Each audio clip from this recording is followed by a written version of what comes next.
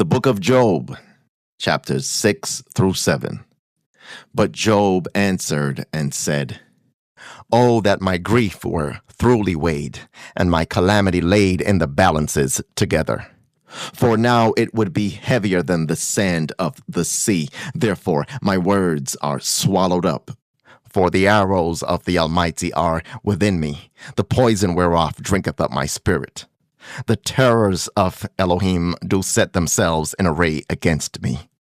Doth the wild ass bray when he hath grass, or loweth the ox over his fodder? Can that which is unsavory be eaten without salt, or is there any taste in the white of an egg? The things that my soul refused to touch are as my sorrowful meat. Oh, that I might have my request, and that Elohim would grant me the thing that I long for. Even that it would please Elohim to destroy me, that he would let loose his hand and cut me off. Then should I have comfort, yea, I would harden myself in sorrow. Let him not spare, for I have not concealed the words of the set-apart one. What is my strength that I should hope? And what is mine end that I should prolong my life? Is my strength the strength of stones, or is my flesh of brass? Is not my help in me? And is wisdom driven quite from me? To him that is afflicted, pity should be showed from his friend, but he forsaketh the fear of the Almighty. My brethren have dealt deceitfully as a brook, and as the stream of brooks they pass away, which are blackish by reason of the ice, and wherein the snow is hid. What time they wax warm, they vanish. When it is hot, they are consumed out of their place. The paths of their way are turned aside, they go to nothing, and perish. The troops of Tema looked, the companies of Sheba waited for them. They were confounded because they had hoped. They came thither and were ashamed. For now ye are nothing, ye see my casting down, and are afraid. Did I say, bring unto me? Or give a reward for me of your substance? Or deliver me from the enemy's hand? Or redeem me from the hand of the mighty? Teach me, and I will hold my tongue, and cause me to understand wherein I have erred. How forcible are right words, but what doth your arguing reprove? Do you imagine to reprove words and the speeches of one that is desperate, which are as wind?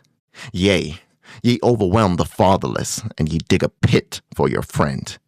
Now therefore be content, look upon me, for it is evident unto you if I lie. Return, I pray you, let it not be iniquity, yea, return again, my righteousness is in it. Is there iniquity in my tongue? Cannot my taste discern perverse things? Chapter 7. Is there not an appointed time to man upon earth?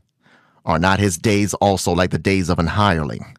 As a servant earnestly desireth the shadow, and as an hireling looketh for the reward of his work, so am I made to possess months of vanity, and wearisome nights are appointed to me. When I lie down, I say, when shall I arise and the night be gone? And I am full of tossings to and fro until the dawning of the day. My flesh is clothed with worms and clods of dust. My skin is broken and become loathsome. My days are swifter than a weaver's shuttle, and are spent without hope. Oh, remember that my life is wind. Mine eye shall no more see good. The eye of him that hath seen me shall see me no more. Thine eyes are upon me, and I am not. As the cloud is consumed and vanisheth away, so he that goeth down to the grave shall come up no more. He shall return no more to his house, neither shall his place know him any more. Therefore I will not refrain my mouth. I will speak in the anguish of my spirit. I will complain in the bitterness of my soul. Am I a sea or a whale that thou settest a watch over me? When I say, my bed shall comfort me, my couch shall ease my complaint. Then thou scareth me with dreams, and terrifieth me through visions. So that my soul chooseth strangling and death rather than my life. I loathe it. I would not live alway. Let me alone, for my days are vanity. What is man that thou shouldest magnify him, and that thou shouldest set thine heart upon him? And that thou shouldest visit him every morning, and try him every moment?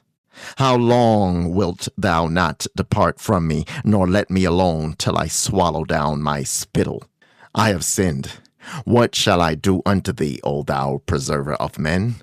Why hast thou set me as a mark against thee, so that I am a burden to myself? And why dost thou not pardon my transgression, and take away mine iniquity? For now shall I sleep in the dust, and thou shalt seek me in the morning, but I shall not be